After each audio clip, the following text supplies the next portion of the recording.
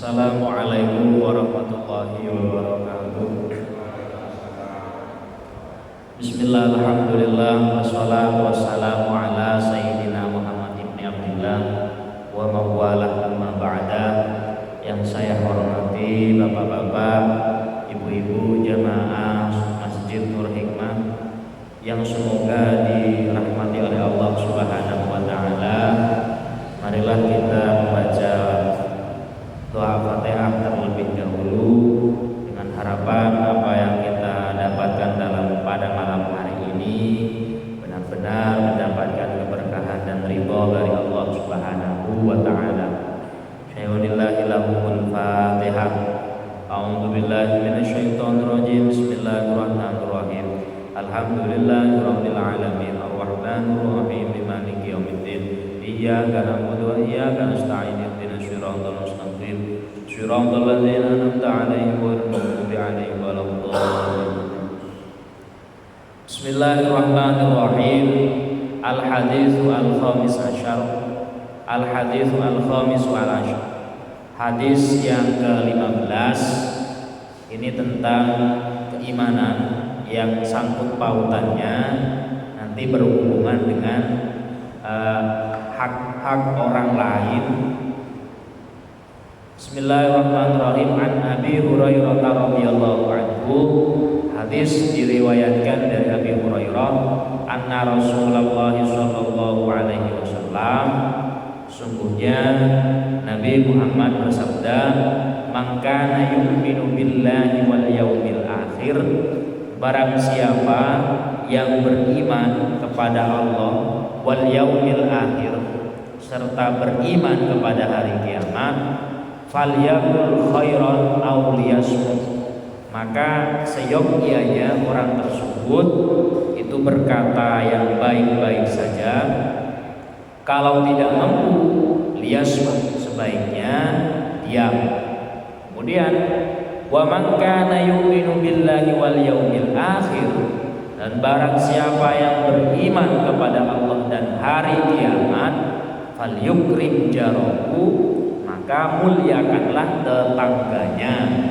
Yang terakhir, wa man kana yu'minu billahi wal yaumil akhir, barang siapa yang beriman kepada Allah beserta hari kiamat, falyukrim dhaifahu, maka muliakanlah tamunya.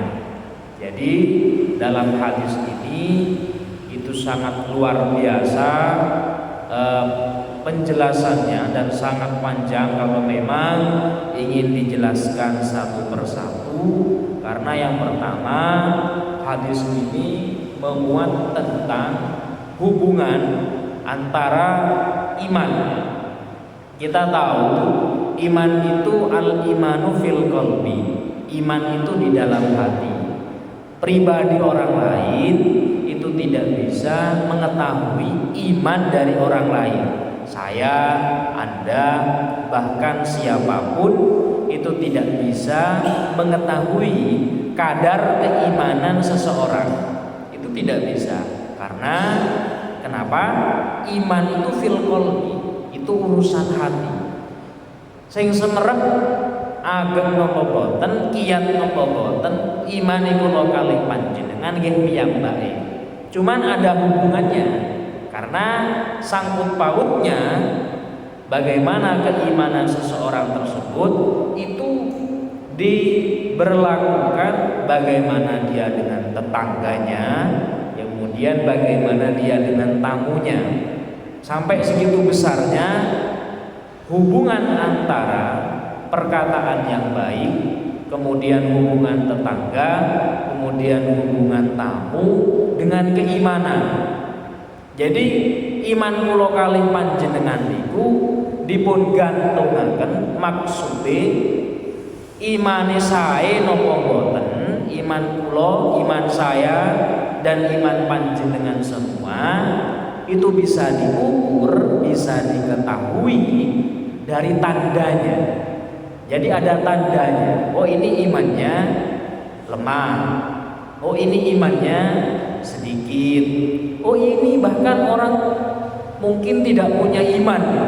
Bisa jadi semacam itu. Seperti apa tandanya? Yang pertama, bagaimana dia bisa menjaga ucapannya. Karena jelas kata Nabi, barang siapa yang beriman kepada Allah dan hari kiamat ya, maka berkatalah yang baik. Nah, terus nek ngendika niku sing sae mawon. Wa ilam yakun nek boten saged liasmut nggih mendel mawon. Karena orang kalau kebanyakan ngomong niku akan besar kemungkinan dia itu terjerumus ke dalam perkataan yang tidak baik. Dan ketika dia sudah mulai terbiasa dengan perkataan yang tidak baik, karena lidah itu tidak bertulang, maka dia akan terbiasa menuduh, kemudian menghina, mencaci maki dan lain semacamnya. Di era media sosial yang semakin masif seperti sekarang ini, mungkin mulut diam, tapi jari jemari kita, jempol kita itu rasanya tergerak untuk memberikan sebuah komentar, tergerak untuk memposting sesuatu yang kalau dirasa itu nggak ada manfaatnya gitu maksudnya. Jadi kalau memang misalkan ini hubungannya karena memang sekarang itu media sosial sangat masif sekali, saya pernah membaca, pikir dulu sharing sebelum sharing, sebelum saring sebelum sharing. Jadi disaring dulu sebelum dibagikan. Ya boten napa-napa, jenengan misalkan memposting sesuatu, menulis sesuatu di akun media sosial panjenengan, nggih boten napa-napa, cuman dipikir terlebih dahulu. Yang pertama dipikirkan itu, ini benar tidak? Jangan-jangan hoax. Kalau memang itu adalah fakta, benar, bukan hoax, dipikir lagi, ini ada manfaatnya enggak? Nah gitu loh. Kalau misalkan benar yang dibagikan itu bukan hoax, tapi tidak ada manfaatnya, ya mending gak usah. Karena mulut kita kalau di media sosial itu diwakili dengan jari jemari atau jempol kita. Nah makanya saring dulu sebelum di-sharing. Itu zaman sekarang. Kalau zaman dulu, ya karena tidak ada media sosial, karena dan lidah itu tidak bertulang, maka orang itu bisa diketahui berapa besar kadar keimanan yang dimilikinya dari perkataannya. Apakah perkataannya baik, terlebih apakah perkataannya bermanfaat, alih-alih baik dan bermanfaat, malah omongannya itu justru menimbulkan madorot, omongannya menimbulkan sebuah keretakan.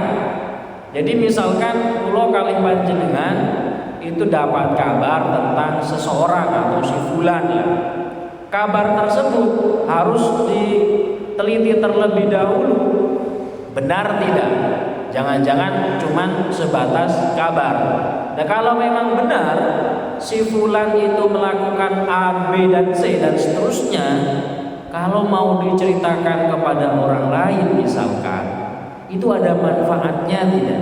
Ya kalau tidak ada mending diam saja.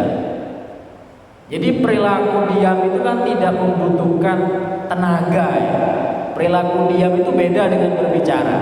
Orang berbicara itu kan membutuhkan urat, membutuhkan suara, membutuhkan tenaga dan energi. Kalau memang bicaranya itu tidak ada manfaatnya, tidak ada faedahnya, terlebih bisa menjerumuskan dirinya dan orang lain terhadap kerusakan, maka opsi memilih untuk diam itu jauh lebih baik, karena itu tanpa ada tenaga. Orang diam itu gak butuh tenaga. Bahkan orang yang sehat pun kalau disuruh diam itu bisa, karena hubungannya itu dengan iman. Luar biasa. Iman kula kalih panjenengan niku hubungannya dihubungkan kata Nabi dengan mulut kita. Jadi seberapa besar iman kita, seberapa tebal iman kita, itu hubungannya dengan mulut kita. Kalau mulut kita itu yang keluar itu lebih berharga, non sewu, pantatnya ayam itu yang keluar ada dua, ada kotoran, ada telur gitu. Nah kalau mulut manusia itu kebanyakan yang keluar itu kotoran. Artinya dalam arti yang banyak keluar dari mulut manusia karena lidah itu tak bertulang, itu terlalu banyak hal-hal yang tidak ada faedahnya. Sehingga kalau memang hal demikian dirasa gak ada manfaatnya, baik untuk diri sendiri maupun orang lain, lebih baik diam. Karena itu menunjukkan orang yang memiliki keimanan kepada Allah Subhanahu wa taala. Yang kedua, Allah Ta'ala, Nabi Muhammad menghubungkan iman seorang muslim itu dengan dua hal. Yang pertama, tetangganya. Yang kedua, tamunya. Jadi antara tetangga dan tamu. Hadis di sini itu tidak menjelaskan siapa tetangganya, siapa tamunya. Toh kedua-duanya itu adalah seseorang sosok yang setiap hari, apalagi tetangga, itu bersama dengan kita. 40 rumah di depan panjenengan, 40 rumah di belakang panjenengan, 40 rumah di kanan dan di kiri panjenengan. Itu hitungannya masih satu tetangga itu. Jadi barang siapa yang beriman, yang merasa beriman kepada Allah dan hari kiamat, muliakanlah dua orang ini, baik itu tetangganya atau itu tamunya. Hadis ini tidak menjelaskan lebih spesifik, lebih detail gitu. Oh, tetangga yang muslim saja, kalau yang non muslim tidak. Tetangga yang baik saja, yang mengganggu tidak. Enggak. Pokoknya itu tetangga, kata Nabi fal yukrim. Kalau tetangga kita baik dengan kita baik, itu wajar. Itu namanya at-ta'awun. Artinya antara satu tetangga dengan tetangga yang lain itu rukun. Namanya rukun tetangga, RT. Tapi kalau tetangga kita itu memang tetangga dunsewu, misalkan pembuat onar, suka mengganggu dan lain semacamnya, cara memuliakannya itu dengan bersabar, bukan dengan balak, bukan dengan membalasnya itu. Jadi ya memang berat, memang bersabar di tengah gempuran tetangga yang bawel misalnya, tetangga yang usil misalnya. Karena masalahnya ketika kita meninggal, orang pertama kali yang mengetahui, yang akan mengurus dan lain semacamnya itu tetangga kita. Kalau dengan antara satu tetangga dengan tetangga yang lain kok kita tidak rukun, maka kebelakangnya itu akan menjadi berat. Dan Nabi pun di sini itu tidak tidak mendetailkan, tidak terlalu detail tetangga siapa, apakah itu muslim, apakah tetangga yang beriman, tidak. Pokoknya tetangga kita orang yang rumahnya dekat dengan kita. Terlebih tetangga kita itu masih sanak famili, masih ada kerabat dengan kita. Maka ya pertama, tetangga tersebut memiliki hakul jiwar, hak bertetangga. Yang kedua, dia memiliki hakul qarabah, hak-hak kekerabatan, kekeluargaan. Selain tetangga, iman kita itu diukur seberapa jauh kita memuliakan tamu kita. Kita memuliakan tamu kita itu seberapa jauh, seberapa besar. Memuliakan tamu itu tidak perlu mengada-ngada. Artinya sampai hutang sana hutang sini hanya untuk menyuguhkan kopi terhadap tamu. Bahkan kata Imam Ghazali, kalau orang menyuguhkan tamu yang datang sampai hutang sana hutang sini dalam tanda perkoso, haram hukumnya itu. Ya kalau memang adanya air, ya air saja. Kalau adanya teh pahit, ya teh pahit saja. Adanya gedang pisang goreng, ya pisang goreng. Kalau tidak apa-apa, ya bilang aja nggak ada apa-apa. Tapi masa sekarang satu rumah nggak ada air putih, pastinya ada lah. Ya minimal air putih lah. Minimal kalau memang tidak ada hal yang bisa disuguhkan, tersenyum. Mesem mau, mesem cerita panganan, cerita rendang, mungkin makai suguhane keselimur kalian cerita-cerita ini wau. Jadi keimanan kita itu, kata Nabi, terhadap Allah Subhanahu wa Ta'ala itu digantungkan sebagaimana seberapa besar kita menghormati pertama tetangga kita, yang kedua seberapa besar kita menghormati tamu-tamu kita. Ya, yang pertama, dua hal ini karena hubungannya itu erat sekali dengan kehidupan kita sehari-hari. Manusia itu boten saged tidak bisa hidup sendiri. Dia punya tetangga, baik itu tetangganya kurang baik, baik itu tetangganya yang baik, kita tidak bisa memilih. Ya alhamdulillah, syukur-syukur kok tonggone niku sae, berarti lingkungannya ya alhamdulillah sae. Niku nggih nikmat saking Allah Taala. Ya alhamdulillah tonggone rada usil, tonggone rada bawel, ya berarti cara memuliakannya ya harus bersabar, ya bersabar. Ya abot memang. Karena hubungannya itu dengan yang pertama hablum minallah. Artinya bagaimana?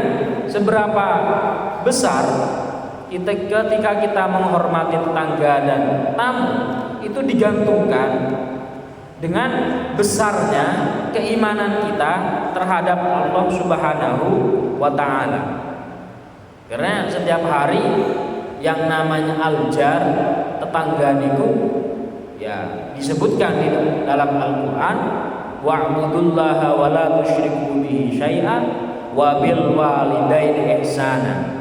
Berbuat baiklah kepada kedua orang tua, wa bidil qurba, kemudian para kerabat, wal yatama, orang miskin, wal masakin, orang-orang yang miskin, wal jari bil qurba, tetangga yang masih ada hubungan sanak famili, serta wal jaril junubi, tetangga yang rumahnya berdekatan, wa sahibi bil jambi, yang membarengi kita ketika kita tidur.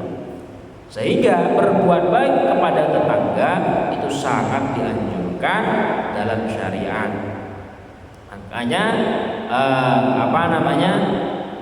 wallah, kata Nabi dalam sebagian hadis yang lain, wallahi la yu'min, wallahi la yu'min, wallahi la yu'min.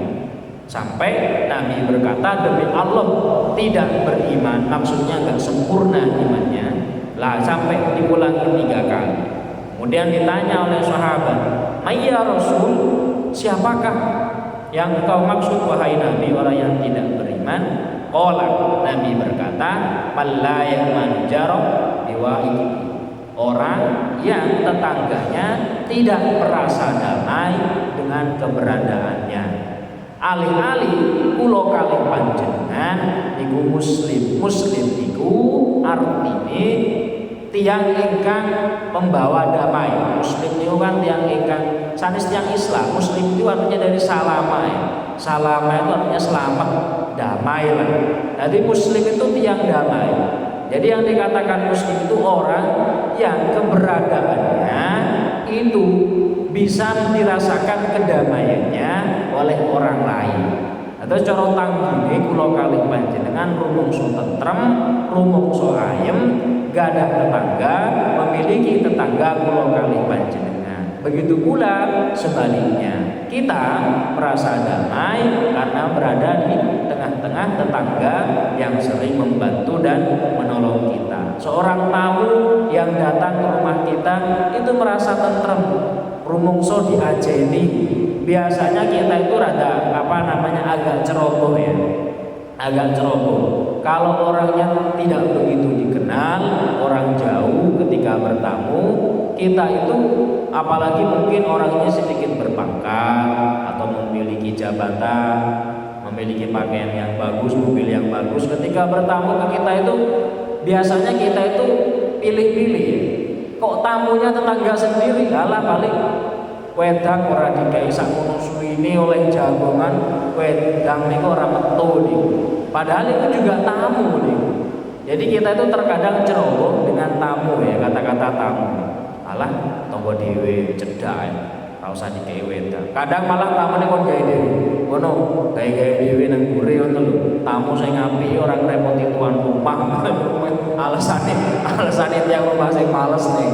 Males ndamelaken wedang biasane ngoten. Nah kita itu dari pilih-pilih. Kalau tamunya seperti ini sikap kita berbeda. Kalau tamunya seperti ini sikap kita pun memiliki sikap yang berbeda. Padahal jelas hadis Nabi niku boten dipilih-pilih. Jar wadhaif, namanya dhaif. Semua orang yang datang di rumah kamu bertamu kepadamu dengan baik-baik. Ketika mereka akan pulang, mereka akan membawa dosamu. Duka dikuwakten pundi dosane jenengan. Dan keberkahan yang ada pada diri mereka itu diletakkan di rumah. Siapapun tamu, entah itu orang yang berpakaian biasa, entah itu memiliki kendaraan yang bagus atau memiliki jabatan yang tinggi, siapapun tamu yang datang ke rumahmu itu pasti membawa keberkahan. Niki wonten setunggal cerita ten Pondok Krapyak nih wonten keliru. Pondok Krapyak di daerah Jogja. Dulu saya pernah ke Krapyak, sowan di sana, kebetulan di sana ada salah satu teman saya dan kiainya bin Abdul Qadir saya lupa, tapi beliau sudah almarhum.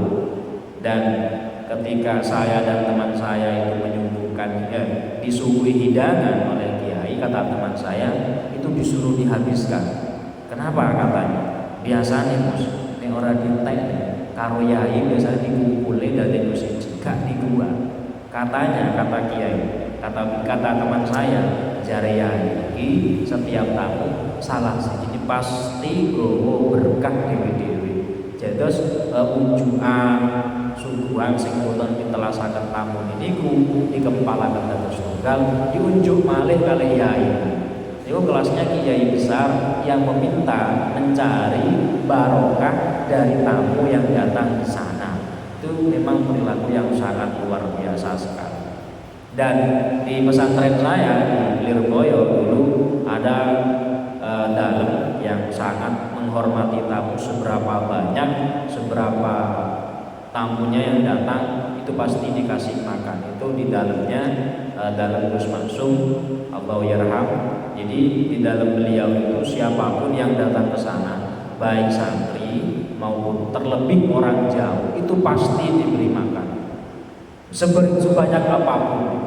Dulu Gus Mansum itu pernah menjadi penasehat band Kantata Takwa kalau tidak salah. Itu diantara salah satu vokalisnya itu ada Iwan Fals di sana. Jadi fans Iwan Fals kalau tidak salah waktu itu ada 2 bus itu datang ke kediaman Gus Mansum. Itu 2 bus itu dikasih makan semua.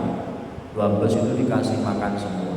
Itulah salah satu contoh ikramul duyuf kalau memang punya. Kalau boten gadah itu ya petang nggih boten napa-napa. Sing penting jangan sampai tamu kita itu merasa tidak dihargai, merasa tidak dihormati, rumangsa boten diajeni. Nggih kula kalih panjenengan kok ngeten niku boten remen ngoten. Artose kok kula nandhaya dhateng tiyang pintu kok rumangsane kula kalih panjenengan aku koyo gak diajeni. Mungkin mergo aku motor, mungkin kelambi ngene, dados tiyang omahe iki biasa tuan omahe iki biasa-biasa mawon. Iki nelongso tetep nelongso. Sing ngoten niku, nah yang seperti itu kebalikannya, kalau tamu yang dimuliakan dia pulang membawa dosanya tuan rumah, dia membawa keberkahan, tapi ketika ada perasaan nelongso di dalam tamunya, maka sebaliknya yang dia bawa adalah keberkahannya, yang dia titipkan di tuan rumahnya adalah dosanya. Semoga sebagai mukmin dan khususnya selaku Islam Muslim kita semua benar-benar menjadi orang yang keberadaannya itu bisa merasakan keberadaan kita di tengah masyarakat bisa mendamaikan, artinya orang lain bisa benar-benar terasa damai, terasa tentram dengan keberadaan kita dan dengan kemampuan kapasitas kita masing-masing di tengah masyarakat. Sekian dari saya, kurang lebihnya mohon maaf. Wallahul muwaffiq ila aqwamit thoriq. Wassalamualaikum warahmatullahi wabarakatuh.